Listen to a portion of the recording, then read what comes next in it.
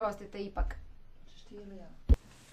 Hvala lijepa predsjednice Haug. Samo sam htio kazati kako je ovo izvješće Europske komisije o godišnjem pregledu rasta za 2014. po prvi puta na istovjetan način uključilo i Hrvatsku. Dakle, do sada smo bili neformalno u europskom semestru, a ovo je sada prvo izvješće koje je koincidiralo i sa ocjenom komisije koja je objavljena 15. studenoga o pokretanju procedure prekomjernog proračunskog manjka, što je, kao što možete i razumjeti, trenutno glavna ekonomska i financijska tema u Hrvatskoj, gdje se danas između ostaloga raspravlja i o proračunu za 2014. godinu, a ja sam upravo došao sa jedne konferencije koju smo na tu temu organizirali u Parlamentu, gdje su nam predstavnici Opće uprave za ekonomska i financijska pitanja izložili glavne elemente procedure i naravno i oni očekuju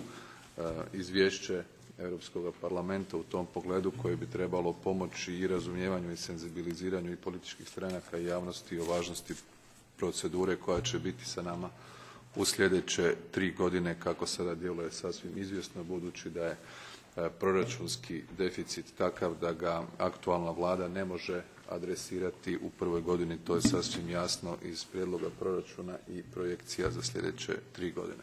Hvala vam lijepo.